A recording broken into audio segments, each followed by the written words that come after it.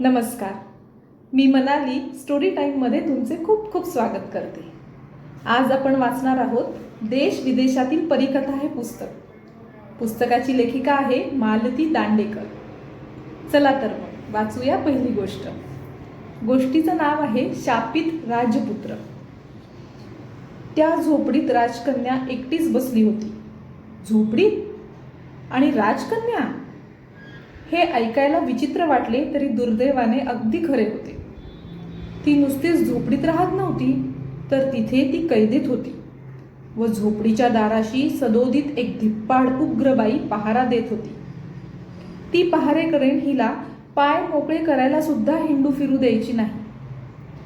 राजकन्या भारीच सुरेख व गोड मुलगी. कोणतीही परिस्थिती येवो, रडत बसायचे नाही असे तिच्या वडिलांनी तिला शिकवलेले होते.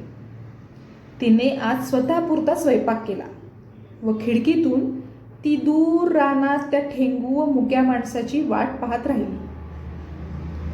तो आठवड्यातून एकदा पाठीवर शिध्याचे पोते घेऊन यायचा.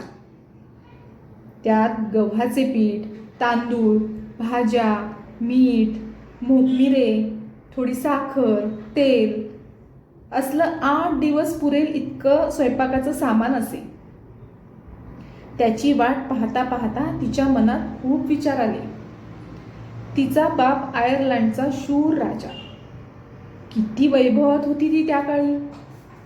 राजाची एकुलती एक लाडकी मुलगी, फिरून आई वेगळी. तिचे लालन पालन किती लाडाने व्हायचे.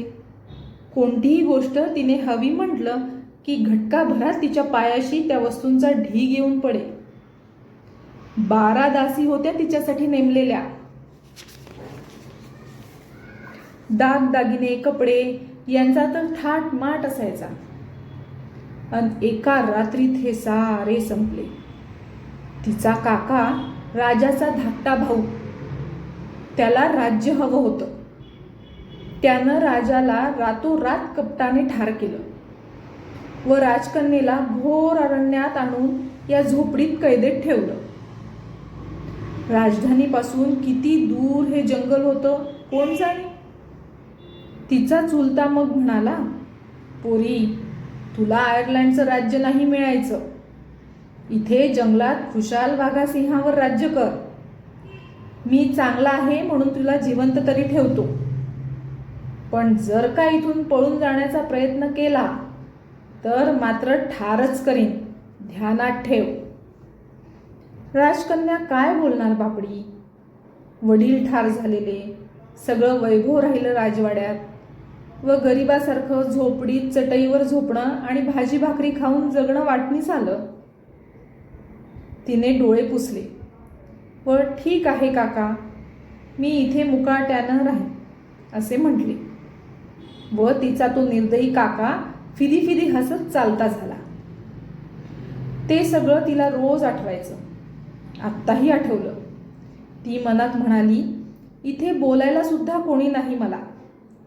पोपट, मैना तरी पाळेन म्हणते, त्यांच्याशी मला बोलता येईल. पण मला कोण आणून देणार पोपट, मैना? ठेंगू नोकर आलाच तेवढ्यात शिध्याचं पोतं घेऊन. खूप दमला होता तो.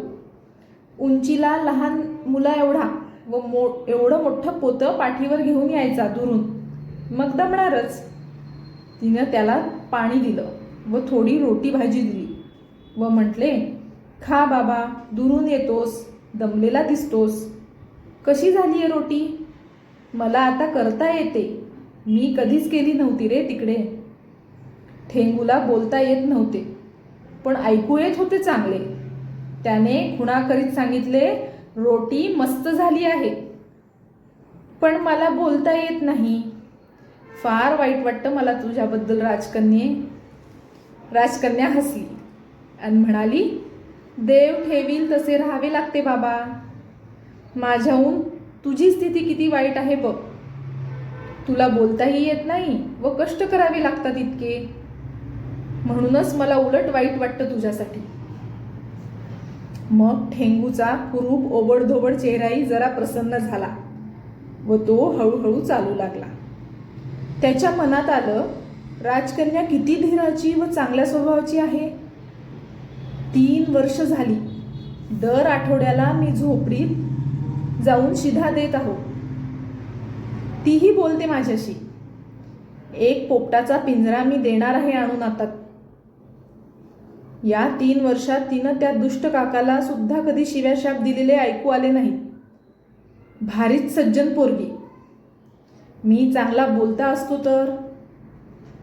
तर मी तिची सुटका केली असती. पण टिचभर माणूस फिरून वाचा नाही मला. काय करणार मी. एक दिवस ठेंगू परत जाताना त्या घनदाट जंगलातून झाडावरून खूप जोरात बोलण्याचा आवाज आला. ठेंगू बुवा, जरा थांबा. मी केव्हाची वाट पाहत आहे तुमची. थांबा. माझी वाट पाहणारही कुणी या जगात आहे का.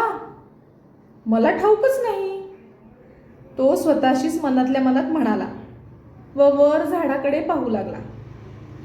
कोण बोलले एवढे ओरडून. पाहतो तर वरती आपल्या एवढ्या उंचीचाच एक छोटा पण भारी सुंदर मनुष्य. तो टपकन चेंडूसारखी उडी मारून त्याच्या समोर टपकला. अरे, त्याच्या डोक्यावर एक छानदार मोत्यांचा मुकुटही होता. कपडे रेशमी होते. त्यावरही हिरे मोती जडवलेले होते.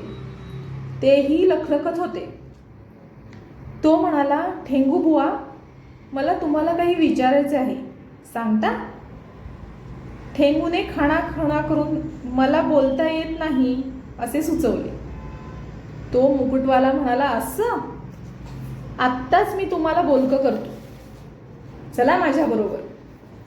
त्याने ठेंगूला एका पर्वताशी नेले व काही खुणा करताच पर्वतातले एक गुप्त दार खटकन उघडले. ठेंगू बघतो तो आत एक वैभवशाली महाल. नोकर चाकर दासी सगळे इतकेसे ठेंगूच, पण खूप सुंदर माणसं आणि बोलकी सगळी. जणू ते बोलक्या ठेंगूंचे राज्यच होते. त्यापुढे आपला कळकट रंग, बटबटीत डोळे, जाडे भरडे ओठ याची मुक्या ठेंगूला शरम वाटू लागली.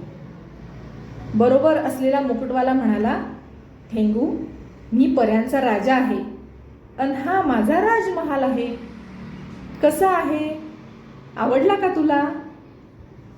ठेंगूला वाटले छान आहे म्हणून ओरडून सांगावे, पण बोलणार कसा. नुसताच डोळे चढवून सुंदर असा खूण करू लागला. परिराज हसला आणि म्हणाला, अरे, पहिली गोष्ट तुला बोलकं करायची. दासी, आपला स्वरदंड आण बरं. एका दासीने धावत जाऊन स्वरदंड आणला. तो हस्तिदंताचा व सोन्याच्या नक्षीचा होता. तो हातात घेऊन 3 वेळा राजाने त्याच्या मस्तकावर टेकवला व म्हटले, बोल आता. तुला बोलता येते चांगले. मी तुला आवाज दिला. सांग तू कोण. इकडे कुठे येतोस दर शनिवारी. पोतं कसलं आणतोस. कुणाला देतोस. ठेंगू सवयीने खाणाखुणा करू लागला व हसला एकदम. त्याला आठवले, बोलायला येत आहे, बोलूनच सांगू, खुणा नको. तो ओरडून म्हणाला, मी कोण जाणे. मला आठवत नाही तेव्हापासून मी एकटाच व मुकाच आहे. हा राजाकडे नोकर आहे 7व्या वर्षापासून. अरे, हळू सांगितलेस तरी चालेल की. आवाज एकदम मिळाल्यामुळे जरा तुला त्यावर ताबा ठेवता येत नाही. बरं, तुला ठाऊक नाही तू कोण ते. अच्छा, मी सांगतो. पण तुला तुझं बालपण काहीच नाही आठवत का. कधी कधी फार थोडं आठवतं. वाटतं अशाच एका महलात मी राहिलेलो आहे. कधीतरी खूप माणसं असलेल्या. बस. बरोबर, ते सारं खरंच आहे. बरं, इकडे कुठे जात असतोस. ठेंगूने राजकन्येची हकीकत सांगितली व म्हटले, मी ताकदवान असतो तर तिची सुटका केली असती महाराज. तुझ्यात धैर्य आणि साहस असेल तर मी उपाय सांगेन तिच्या सुटकेचा. सांगा महाराज. तिच्यासाठी मरणाशीही लढायला तयार होईन. फक्त मी मोठ्या आकाराचा हवा होतो. तर मग मी तुला एक हकीकत सांगतो, ती ऐक हं जरा. एक अतिदुष्ट चेटकीण या पलीकडच्या जंगलात गुहेत राहते. ती या राजकन्येच्या काकाची मैत्रीणच आहे. तूही एक राजपुत्र आहेस, पण या काकाने तुला पळवून आणलं लहानपणी व त्या चेटकिणीनं तुला ठेंगू व मुका करून तुझी स्मरणशक्तीही जादूने नाहीशी केली, म्हणून तुला काही आठवत नाही. पण का? त्या काकाचं मी काय घोडं मारलं होतं माझी असली अवस्था करून टाकायला? ठेंगू म्हणाला. अरे, तूही एका राज्याचा मालक, लहान मुलगा. तुलाच पळवून नेऊन त्यानं तेही राज्य जिंकून घेतलेलं आहे आणि मला नोकर करून दाबून ठेवलं आहे. दुष्ट नीच कुठला! राजे सरकार, या दुष्ट नीच माणसाला शिक्षा करायचा काहीच उपाय नाही का? त्या चेटकिणीने घातलेली स्मरणशक्ती, विस्मरणाची जादूही उतरवायचा मला उपाय सांगाल का? फार उपकार होतील. आहे, एकच उपाय आहे. परिताल म्हणून एक सुंदर सरोवर आहे. तेथे सूर्यासारखी चमकणारी चांदीची ढाल आहे व सोन्याच्या बिजलीसारखा चमकणारा भाला आहे. तू साहस करून या दोन्ही गोष्टी आणशील तर सारं ठीक होईल व मग तुला राजकन्येची सुटकाही करता येईल.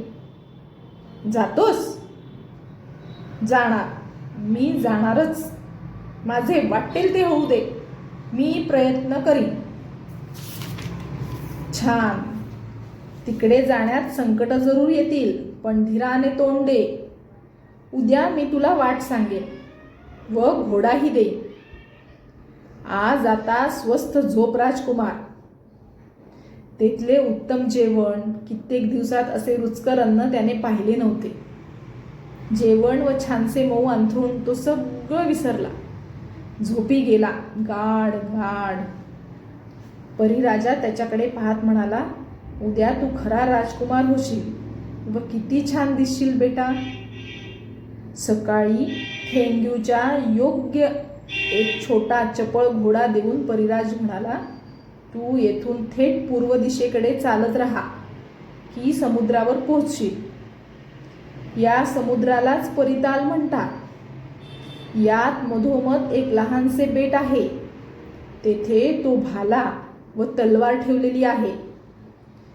त्यांच्या संरक्षणार्थ राक्षस ठेवलेले आहेत. ते तुला त्रास देतील आणि कर मागतील समुद्रातून पोहून जायचा. काय? मी समुद्रातून पोहून जाऊ? मी लहान मुलासारखा? जरूर पडली तर मी आहेच मदतीला. चल तरी, मग बघू. आणि तुमचा घोडा उत्तम पोहणारा आहे ठेंगू दादा, चला. परीराजाने सांगितल्याप्रमाणे बराच वेळ घोडदौड करून ठेंगू समुद्राकाठी आला व त्याने बेधडक समुद्रात घोडा घातला. तशी समुद्रात धुराचे लोट उठू लागले. ते सर्व अकराळ विक्राळ राक्षस पहारेकरी होते, तलवार व भाल्याचे पहारेकरी. ते सारे त्याच्या चोहोबाजूस घेराव घालून उभे राहिले व ओरडले, नखा एवढा माणूस आणि त्याचे धैर्य तर बघा. याची दामटी वळून टाकू एका क्षणात घोड्यासकट. नको रे, तो घोडा किती सुंदर आहे बघा एकदा. एका राक्षसाने विचारले, ए बुटक्या, इथे का आला आहेस रे? परितालातील तलवार भाला न्यायला, तो ठेंगू म्हणाला. ते सगळे कुचेष्टेने हसले. मग त्यातला एक राक्षस ओरडला, एक क्षुद्र प्राण्या, हा घोडा आमचा समुद्रकर म्हणून दे, म्हणजे तुला आम्ही जिवंत सोडतो. म्हणे तलवार हवी आहे, भाला हवा आहे. दुसरा म्हणाला, बाबा ते काही खेळणं नाही पोराचं, परत जा कसा तू. नाही जात, ती तलवार भाला न्यायला चालू आहे. त्याने ओरडून सांगितले तशी ते परत सगळे हसू लागले व ओरडू लागले. उंची विधभर, बाता हातभर, लहान तोंडी मोठा घास घ्यायला आलाय. घ्या रे सगळेजण दंडे तुमचे आणि ह्या पोराला हाकला. करा गर्जना, समुद्र राजाचा विजय असो. ते इतक्या जोराने ओरडले की त्याला वाटले आपले कान फुटणारच. मग ते दंडे गदा सावरून पुढे येऊ लागले. ठेंगू तसाच पुढे चालू लागला. तेवढ्यात एक सुंदर बासरी वाजू लागली. इतकी सुरेल की काय सांगावे. ते सारे राक्षस पेंगू लागले ती ऐकून एकदम, व समुद्रात आडवेच झाले व झोपी गेले. सगळा दंगा बंद. हा काय चमत्कार, त्याने वळून पाहिले. पऱ्यांचा राजा किनाऱ्यावर बासरी वाजवत उभा होता. तो हसत म्हणाला, जा आता थेट बेटावर. हे राक्षस झोपले तोवर समुद्रात कुणी बुडतच नाही. लवकर जाऊन ये पण. मग ठेंगू खुशीने घोड्याला दामटीत पुढे निघाला व बेटावर आला. बेटावर कुणीही माणूस नव्हते. एक मोठा डोंगर होता. त्याच्या पायथ्याशी गवत उगवले व त्यातच जणू मोठा भाला उगवला होता ईश्वरी कृपेने. चांदीची ढाल तेथेच होती शेजारी. ती तर इतकी चकाकत होती की जणू आरसाच एखादा.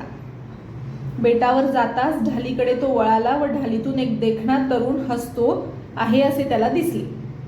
उंच, सुंदर, निळ्या डोळ्यांचा, गोरा पान, 20 वर्षांचा तरुण. त्याच्या केसांवर एक मुकुटही होता. हा कोण आपल्या आधीच आला बेटावर? त्याने ओठ आवळले तर त्या ढालीतल्या तरुणानेही ओठ आवळले. त्याने कपाळाला 5-6 आठ्या घातल्या. त्यानेही घातल्या. अरेच्चा, आता त्याच्या नीट ध्यानात आले ते त्याचेच प्रतिबिंब होते.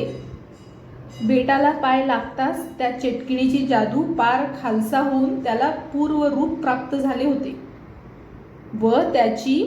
व आता त्याची स्मरणशक्तीही परत आली होती एकदम सारी. केवढी देवाची किंवा त्या परिराजाची कृपा. त्याने आनंदाने ढाल तलवार घेतली व तो किनारी आला. आता तो केवढा उंच, बळकट व देखणा राजपुत्र होता. त्याने पहिले काम केले ते राजकन्येची सुटका करण्याचे. तो घोर अरण्यात गेला.